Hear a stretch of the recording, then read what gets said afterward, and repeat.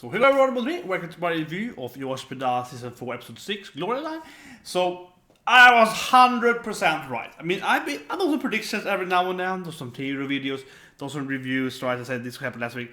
I don't think I've ever been pretty much as exact as I said, literally premise wise, which I said last week happened this week in Yowamushi Pedal. Like I'm just down to everything. I was like, okay, they are gonna be the underdogs. I mean, my whole video last week was like, they're gonna be the underdogs. This is the force them to be the weakest team. This is gonna be like implying them to be super weak, and they're gonna empower them. And like, oh, we have to fight and get revenge.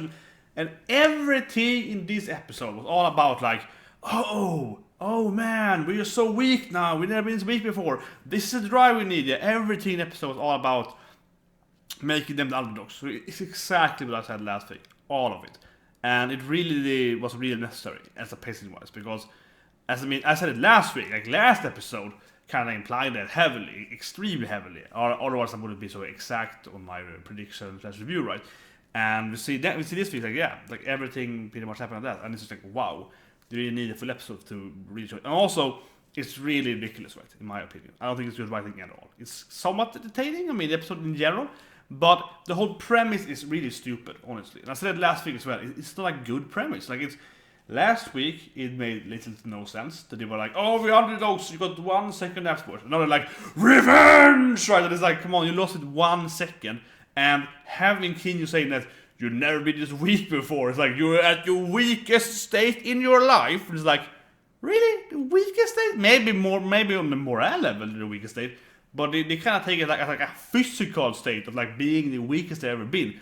They lost with like a second. And it's like, yeah, we've never been this weak before. We're back into like square one again. We have no chance of winning unless we get up, It's like, what? Really? What are they basing this on? Like, yeah, it's just, like, it makes no sense on that point, right? I mean, obviously they should have the wrench and so on, but all they're talking about being, I mean, it's just as I said last week.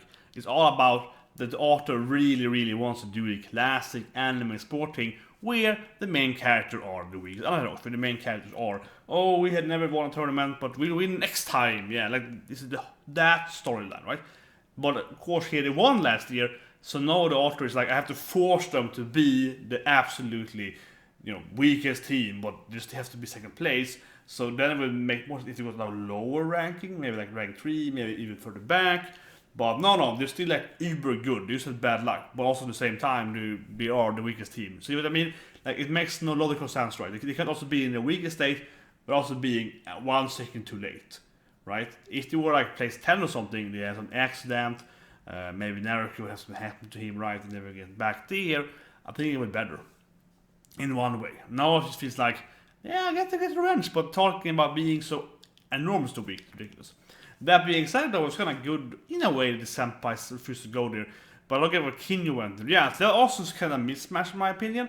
I get that Mashima was like, I can't talk to him, I'm the climber, he's a climber, and so on. And it's like, yeah, why didn't you watch me? And that was great. But why did Kinyu go there then? It's like, we decided we couldn't talk to you, but he's talking to him. So it felt really weird, yeah. It felt really weird. He decided to talk to him anyway, but not the other guys, right? So then, it's just kind of weird. I really wanted them to get in there. Not all of them, but at least Todoroki get in there when Naruto was crying there behind the house, whatever he was. Yeah, that would be great. That would be a great scene, I think they can have, do it per character at least. Yeah, maybe not all 3 of them coming in like, hello guys, at the tent, but like having like Kinyu with Unoda, Todoroki with Naruto and so on would be good moments there, I think. That thing would be better. But yeah, Naruto definitely was the best character again in the episode. Absolutely. I mean, his part was really great. His part with being bullied by the contestants, right? Being really cheerful and going crying on the side. He had a great storyline. So he had, again, by far, the absolutely good moment of the episode. That was the best part of the episode. Absolutely. The rest were kind of like, yeah, the other guys, like Teshima is injured and getting a massage. So it's important for the storyline, but that could have been like a minute maximum. That wasn't really important. Well, Issa getting yelled by Iwasuko was great too. Yeah, telling him an idiot. That was good. Obviously, I hate it. Yeah, that was great. That was great though. And him falling into the ground was pretty good as well, but also kind of ridiculous. Because as I said, he was so angry and energized. Minutes ago, what happened? Adrenaline. But it's like, I don't know. That could be better.